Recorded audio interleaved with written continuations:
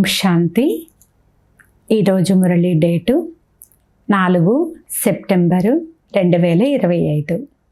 బాబా చెప్తున్నారు, మధురమైన పిల్లల్లారా, సంగమ యుగంలో ప్రేమ సాగరులైన తండ్రి ప్రేమనే వారసత్వముగా ఇస్తారు. కనుక మీరు అందరికీ ప్రేమనివ్వండి, కోప్పడకండి అని బాబా అంటున్నారు. ఈరోజు మురళిలోని ప్రశ్న, తమ రిజిస్టర్ను చక్కగా పెట్టుకునేందుకు బాబా మీకు ఏ విధానాన్ని తెలియచేశారు? సమాధానము, ప్రేమ మార్గమునే తండ్రి మీకు తెలియచేస్తారు. బాబా పిల్లలకు శ్రీమతాన్ని ఇస్తున్నారు.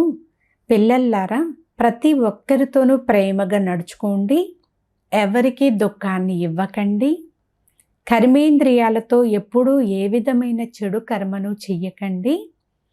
నాలో ఏ అసురీ గుణము లేదు కదా, చింతాక్రాంతమై ఉన్నానా, ఏదైనా విషయంలో విరుచుకుపడుతున్నానా అని స్వయాన్ని పరిశీలన చేసుకుంటూ ఉండండి. పాట. ఈ సమయము గడిచిపోతూ ఉంది. ఓం శాంతి.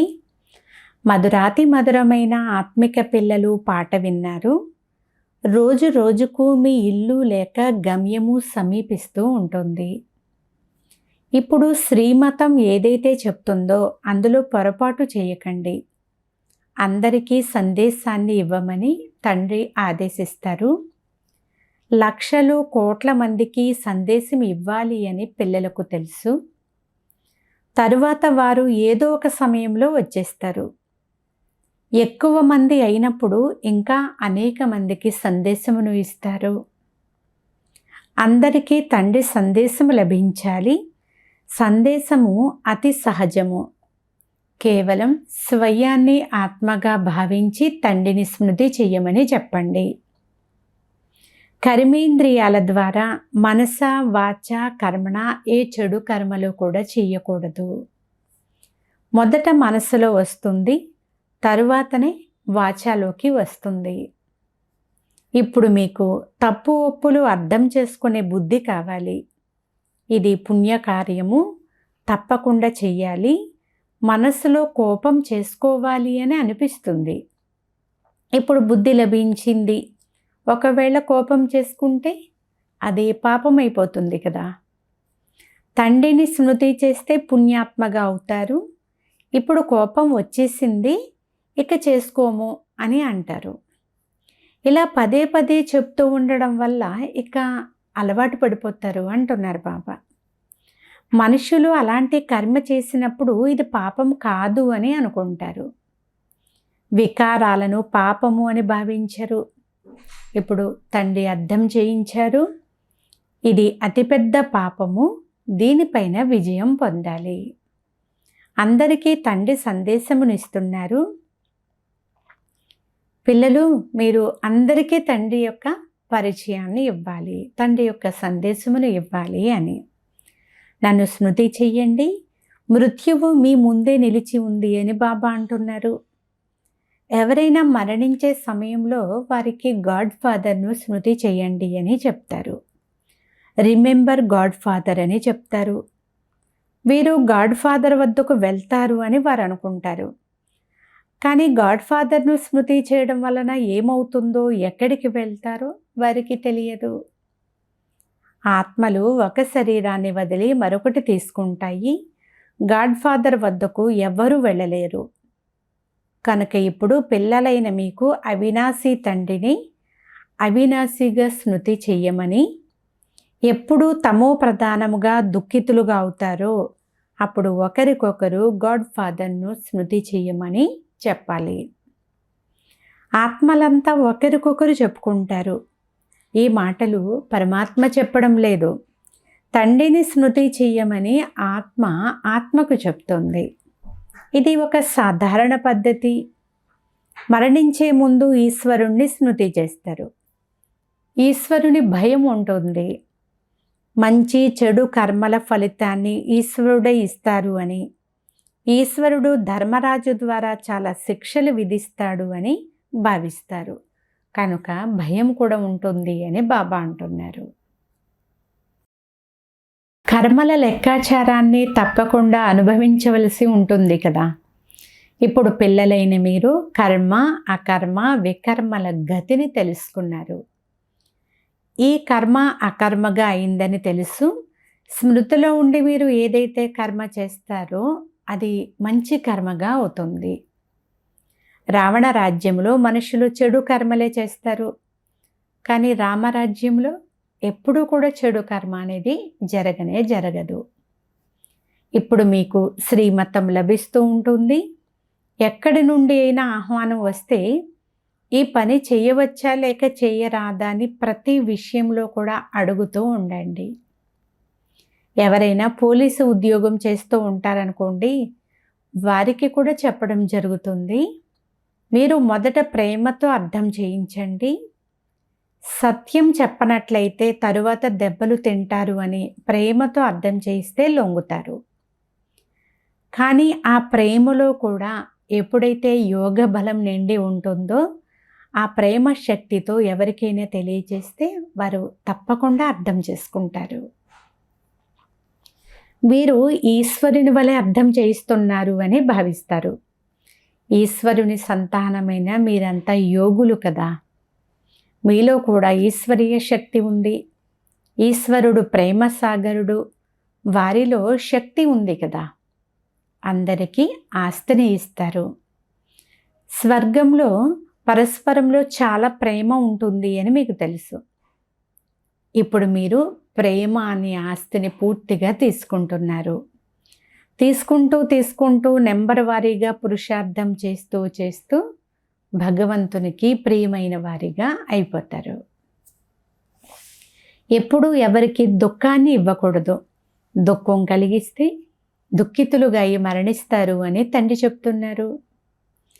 తండ్రి ప్రేమ మార్గాన్ని తెలియచేస్తారు. మనసులో వచ్చినట్లయితే అది ముఖంలో కూడా వచ్చేస్తుంది. కర్మేంద్రియాల ద్వారా చేసినట్లయితే రిజిస్టర్ పాడైపోతుంది. దేవతల నడవడికను మహిమ చేస్తారు కదా. అందుకే బాబా దేవతల పూజారులకు అర్థం చేయించమంటారు. మీరు సర్వగుణ సంపన్నులు, 16 కళ సంపూర్ణులు అని వారిని మహిమ చేస్తారు. అంతేకాక వారి నడవడికల గురించి కూడా వినిపిస్తారు. కనుక వారికి మీరు ఇలా ఉండేవారు, కానీ ఇప్పుడైతే అలా లేరు, మళ్ళీ మీరు తప్పకుండా ఇలాగే అవుతారు అని చెప్పండి. మీరు దేవతలుగా అవ్వాలి అనుకుంటే మీ నడవడికను కూడా అలాగే ఉంచుకోండి, అప్పుడు దేవతల్లాగా అవుతారు అని చెప్పండి. స్వయాన్ని కూడా పరీక్షించుకోవాలి కదా. మేము సంపూర్ణ నిర్వికారులుగా ఉన్నామా? మాలో ఏ అసురీ గుణాలు లేవు కదా. ఏ విషయంలోనూ కోపం చేసుకుని చింతాక్రాంతులుగా అవ్వడం లేదు కదా. చాలాసార్లు మీరు పురుషార్థం చేశారు. మీరు ఇలా తయారవ్వాలి అని తండ్రి చెప్తున్నాడు. కానీ ఇప్పుడు తయారు చేసేవారు కూడా హాజరుగా ఉన్నారు కదా. కల్పకల్పము మిమ్మల్ని ఇలా తయారు చేస్తాను అని బాబా చెప్తున్నారు. క్రిందటి కల్పంలో ఎవరు ఈ జ్ఞానం తీసుకున్నారో వారు ఇప్పుడు కూడా తప్పకుండా వచ్చి తీసుకుంటారు. పురుషార్థం కూడా చేయించబడుతుంది. చాలా నిశ్చింతగా కూడా ఉంటారు. డ్రామాలో ఇలా నిర్ణయించబడింది.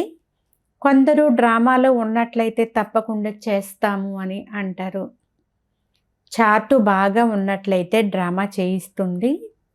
అప్పుడు వారి భాగ్యంలో లేదు అని అర్థం చేసుకోవడం జరుగుతుంది. ప్రారంభంలో ఒక అతను ఇలా అన్నాడు, భాగ్యంలో లేదు, డ్రామాలో ఉంటే డ్రామా నా చేత పురుషార్థం చేయిస్తుంది అని అన్నాడు. అంతే, వదిలి వెళ్ళిపోయాడు. మీకు కూడా ఇటువంటి వారు చాలామంది లభిస్తూ ఉంటారు. మీ ముఖ్య ఉద్దేశం కూడా మీ ముందే ఉంది. అదే కదా మీ లక్ష్యము కూడా. బ్యాడ్జీ మీ వద్ద ఉంది. మీ లెక్కాచారం ఎలా చూస్తారో కూడా అలాగే మీ బ్యాడ్జీని కూడా చూడండి. మీ నడవడికలను కూడా చూసుకోండి. ఎప్పుడూ కూడా వికారీ దృష్టి ఉండకూడదు. నోటి ద్వారా ఎలాంటి చెడు మాటలు కూడా రాకూడదు. చెడు మాట్లాడేవారే లేకుంటే ఇంకా వినేవారు ఎవ్వరూ ఉండరు కదా. సత్యయుగంలో అందరూ దైవీ గుణాలు కలిగిన వారే ఉంటారు, చెడు విషయాలే ఉండవు. లక్ష్మీనారాయణులు కూడా ప్రాలబ్ధాన్ని తండ్రి నుండే కదా పొందారు. తండ్రిని స్మృతి చేస్తే వికర్మలు వినాశనమవుతాయి అని మీరందరికీ తెలియచేయండి. ఇందులో నష్టమేమీ లేదు. ఆత్మ సంస్కారాన్ని తీసుకుని వెళ్తుంది. సన్యాసులు మళ్ళీ సన్యాస ధర్మంలోకే వస్తారు. వారి వృక్షము వృద్ధి చెందుతూ ఉంటుంది కదా. ఈ సమయంలో మీరు పరివర్తన అవుతూ ఉన్నారు. మనుష్యులే దేవతలుగా అవుతారు. అయితే అందరూ ఒక్కసారిగా క్రిందకి రారు, నెంబర్ వారీగా వస్తారు. డ్రామాలో నటులు వారి పాత్ర లేని సమయంలో స్టేజి పైకి రారు కదా, లోపలే కూర్చుని ఉంటారు. సమయం వచ్చినప్పుడు మాత్రమే స్టేజి పైకి వచ్చి పాత్రను అభినయించడం జరుగుతుంది. అది హద్దులోని నాటకము, ఇది బేహద్దు నాటకము. పాత్రను ధరించి మేము ఈ సమయంలో వచ్చి మా పాత్రను అభినయించాలి అని మీ బుద్ధిలో ఉంది.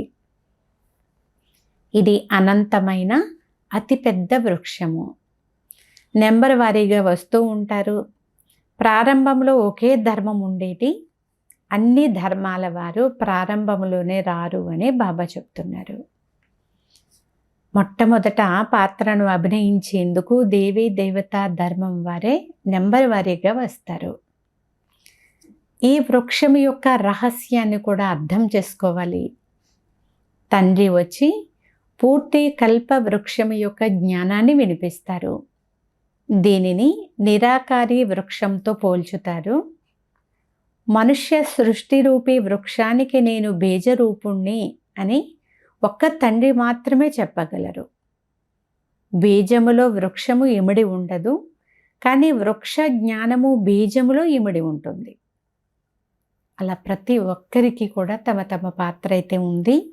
ఇది చైతన్యమైన వృక్షము కదా. వృక్షములో ఆకులు కూడా నెంబర్ వారీగా వెలువడతాయి. ఈ వృక్షాన్ని ఎవ్వరు అర్థం చేసుకోలేరు. దీని బీజము పైన ఉంటుంది కనుక దీనిని ఉల్టా వృక్షము అని అంటారు. రచయిత అయిన తండ్రి పైన అంటే పరంధామంలో ఉన్నారు. ఇప్పుడు మనం ఇంటికి వెళ్ళాలి అని, అక్కడ ఆత్మలు ఉంటాయని మీకు తెలుసు. ఇప్పుడు మనం పవిత్రముగా అయి అక్కడకు వెళ్ళాలి. మీ ద్వారా యోగ బలంతో పూర్తి విశ్వము పవిత్రంగా అవుతుంది. మీ కొరకు పవిత్రమైన సృష్టి కావాలి కదా. మీరు పవిత్రముగా అయినప్పుడు మొత్తం ప్రపంచాన్ని కూడా పవిత్రంగా చేయాల్సి ఉంటుంది. అందరూ పవిత్రముగా అయి వెళ్తారు.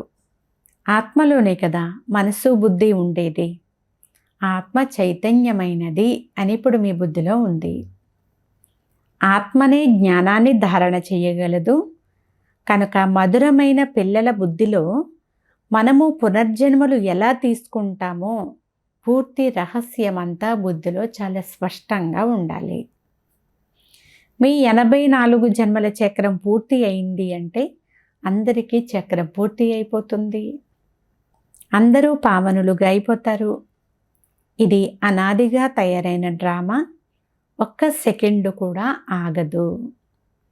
ఏమేమి జరుగుతుందో అదే మళ్ళీ కల్పం తర్వాత యాక్యురేట్గా జరుగుతుంది. ప్రతి ఆత్మలో కూడా అవినాశీ పాత్ర నిండి ఉంది. ఆ నటులు 2-3 గంటలు మాత్రమే నటిస్తారు. ఇది ఆత్మకు లభించిన సహజ పాత్ర. కనుక పిల్లలు ఎంత సంతోషంగా ఉండాలి. ఈ సంగమ యుగంలోనే అతీంద్రియ సుఖము యొక్క మహిమ కూడా చేయబడింది. బాబా వచ్చారు. 21 జన్మలు మనం సదా సుఖంగా ఉంటాము. ఇది సంతోషపడే విషయం కదా. ఎవరు బాగా ఈ విషయాన్ని అర్థం చేసుకుని ఇతరులకు అర్థం చేయిస్తారో వారు సేవలో తత్పరులై ఉంటారు. ఎవరైనా పిల్లలు స్వయం క్రోధీలుగా ఉంటే ఇతరులలో కూడా ఆ క్రోధం ప్రవేశం చేస్తుంది. 2 చేతులు కలిస్తేనే కదా శబ్దం వస్తుంది. అక్కడ ఇలా ఉండదు. ఇక్కడ పిల్లలైన మీకు శిక్షణ లభిస్తుంది. ఎవరైనా కోపం చేసుకుంటే మీరు వారిపైన పుష్పాలను వర్షించండి. ప్రేమతో అర్థం చేయించండి. కోపము కూడా ఒక భూతము, చాలా నష్టపరుస్తుంది. కావున ఇప్పుడు కోపం చేసుకోకూడదు, నేర్పించే వారికి అస్సలు రాకూడదు అంటున్నారు బాబా. నెంబర్ వారీగా పురుషార్థం చేస్తూ ఉంటారు. కొందరిది తీవ్ర పురుషార్థంగా ఉంటుంది, కొందరిది తక్కువగా చల్లగా ఉంటుంది. తక్కువ పురుషార్థం చేసేవారు తమకు తాము తప్పకుండా చెడ్డ పేరు తీసుకుని వస్తారు. ఎవరిలోనైనా క్రోధం ఉంటే ఎక్కడికి వెళ్ళినా అక్కడి నుండి పంపించి వేస్తారు. ఎలాంటి చెడు నడవడికలు ఉన్నా వారు ఉండలేరు. పరీక్ష పూర్తి అయినప్పుడు అందరికీ ఎవరెవరికి ఏ పదవి లభిస్తుందో సాక్షాత్కారం అయిపోతుంది. ఎవరు ఎలాంటి పని చేస్తారో వారికి అలాంటి మహిమయే జరుగుతుంది. ఇప్పుడు మీరు డ్రామా ఆది మధ్యాంతాలు పిల్లలైన మీరు తెలుసుకున్నారు కదా. మీరందరూ అంతర్యాములు. ఈ సృష్టి చక్రం ఎలా తిరుగుతుందో ఆత్మకు ఆంతరికముగా తెలుసు. పూర్తి సృష్టిలోని మనుష్యుల నడవడికను గురించి అన్ని ధర్మాల జ్ఞానం కూడా మీలో ఉంది. అటువంటి వారిని అంతర్యామి అని అంటారు. ఆత్మకు ఇప్పుడు అంతా తెలిసిపోయింది. భగవంతుడు ప్రతి చోట ఉన్నారు, వారిని తెలుసుకునే అవసరం ఏముంది అని అనుకోకూడదు. వారు ఇప్పుడు కూడా చెప్తారు, ఎవరు ఎలాంటి పురుషార్థం చేస్తారో అలాంటి ఫలమును పొందుతారు.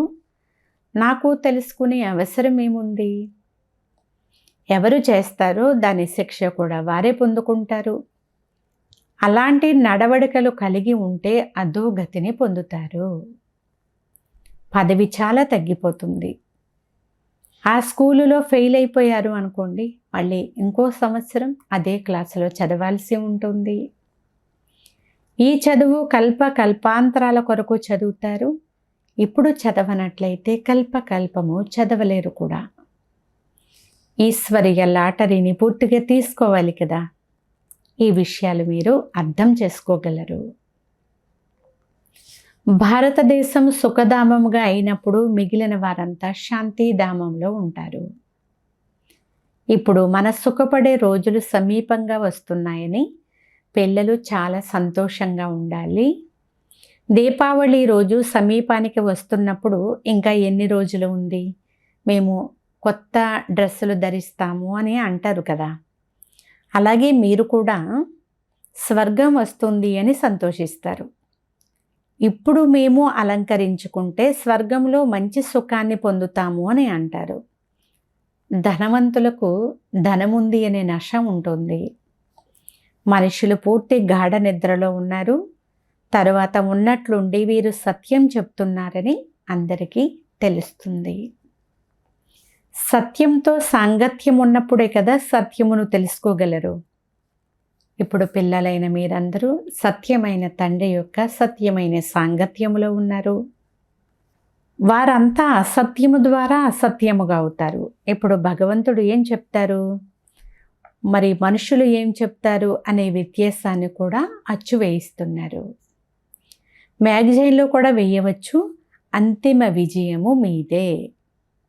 ఎవరు క్రిందటి కల్పంలో పదవిని పొందారో వాళ్ళు మళ్ళీ తప్పకుండా పొందుతారు. ఇది ఖచ్చితం. అక్కడ అకాల మృత్యు అనేది ఉండనే ఉండదు.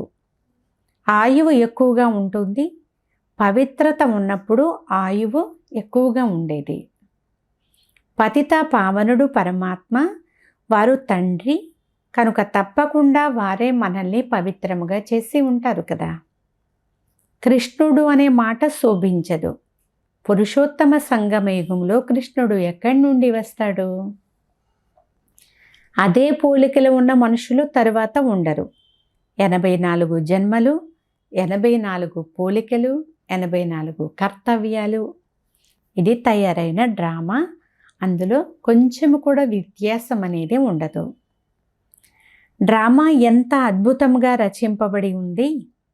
ఆత్మ చిన్న బిందువు, దానిలో అనాది పాత్ర నిండి ఉంది. దీనినే ప్రాకృతికము అని అంటారు. ఇది వింటే మనుషులు ఆశ్చర్యపోతారు. మొదట అందరికీ తండ్రిని స్మృతి చెయ్యాలి అనే సందేశమునివ్వండి.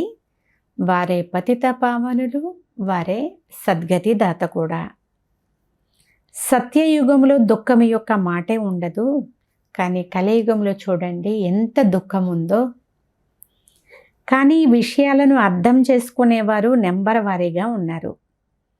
తండ్రి ప్రతిరోజు అర్థం చేయిస్తారు. శివబాబా మనల్ని చదివించేందుకు వచ్చారు, మళ్ళీ జతలో తీసుకొని వెళ్తారు అని మీకు తెలుసు. ఇక్కడ జతలో ఉండేవారి కంటే బంధనంలో ఉండేవారు చాలా ఎక్కువగా భగవంతుడిని స్మృతి చేస్తున్నారు. వారు చాలా ఉన్నతమైన పదవిని పొందవచ్చు. ఇవన్నీ అర్థం చేసుకునే విషయాలు కదా. బాబా స్మృతిలో మీరు చాలా తపిస్తూ ఉంటారు. తండ్రి చెప్తారు, పిల్లలు స్మృతి యాత్రలో ఉండండి, దైవీ గుణాలను కూడా ధారణ చెయ్యండి, అప్పుడు బంధనాలు కూడా సమాప్తమైపోతాయి, పాప భాండము కూడా సమాప్తమైపోతుంది. అచ్చా, మధురాతి మధురమైన అపురూపమైన పిల్లలకు మాతాపిత బాప్దాదాల ప్రియ స్మృతులు మరియు గుడ్ మార్నింగ్. ఆత్మిక పిల్లలకు ఆత్మిక తండ్రి నమస్తే. ఆత్మీయ తండ్రికి ఆత్మీయ పిల్లల యొక్క ప్రియ స్మృతులు గుడ్ మార్నింగ్. నమస్తే నమస్తే నమస్తే. ధారణ కొరకు ముఖ్య సారము. ఫస్ట్ పాయింట్, మీ నడవడికలను దేవతల వలె తయారు చేసుకోవాలి. నోటి ద్వారా ఎప్పుడూ కూడా ఎలాంటి చెడు మాటలు కూడా వెలువడకూడదు. ఈ కళ్ళు ఎప్పుడు కూడా క్రిమినల్గా అంటే వికారిగా అవ్వకూడదు. సెకండ్ పాయింట్, క్రోధము అనే భూతము చాలా నష్టపరుస్తుంది. రెండు చేతులు కలిస్తేనే కదా శబ్దం వస్తుంది. ఎవరైనా కోపం చేసుకుంటే వారి నుండి దూరంగా వెళ్ళిపోవాలి. వారికి ప్రేమతో అర్థం చేయించాలి. ఈరోజు వరదానము, త్యాగము, తపస్సు మరియు సేవాభావం యొక్క విధి ద్వారా సదా సఫలత స్వరూప భవ. సారాంశము, త్యాగము మరియు తపస్సులే సఫలతకు ఆధారము. త్యాగ భావన కలవారే సత్యమైన సేవాదారులుగా అవ్వగలుగుతారు. త్యాగము ద్వారానే స్వయం యొక్క భాగ్యము మరియు ఇతరుల భాగ్యము తయారవుతుంది. దృఢ సంకల్పం చేయడమే తపస్సు. కనుక త్యాగము, తపస్సు మరియు సేవాభావంతో అనేక హద్దు భావాలు సమాప్తమైపోతాయి. సంఘటన కూడా శక్తిశాలిగా అయిపోతుంది. ఒకరు చెప్తూనే మరొకరు చెయ్యాలి. ఎప్పుడు కూడా నీవు, నేను, నాది, నీది అనేవి రాకుంటే సఫలతా స్వరూపంగా నిర్విఘ్నంగా అయిపోతారు. స్లోగన్, సంకల్పం ద్వారా కూడా ఎవ్వరికీ దుఃఖాన్ని ఇవ్వకూడదు. ఇదే సంపూర్ణమైన అహింస అని అంటారు. అవ్యక్త సూచన, ఇప్పుడు లగ్నం అనే అగ్నిని ప్రజ్వలితం చేసి యోగాన్ని జ్వాలారూపంగా చేయండి. యోగాన్ని జ్వాలారూపంగా చేసేందుకు 1 సెకండులో బిందు స్వరూపముగా అయి మనసు బుద్ధిని ఏకాగ్రం చేసే అభ్యాసమును మీరు పదే పదే చేస్తూ ఉండండి. స్టాప్ అని అంటూనే 1 సెకండులో వ్యర్థ దేహ భావము నుండి మనసు బుద్ధి ఏకాగ్రమైపోవాలి. ఇటువంటి కంట్రోలింగ్ పవర్ను పూర్తి రోజంతటిలో ఉపయోగించండి. శక్తిశాలి బ్రేక్ ద్వారా మనసు బుద్ధిని కంట్రోల్ చేయండి. మనసు బుద్ధి ఎక్కడ కావాలంటే అక్కడ సెకండ్లో లగ్నమైపోవాలి. అచ్చా, ఓం శాంతి.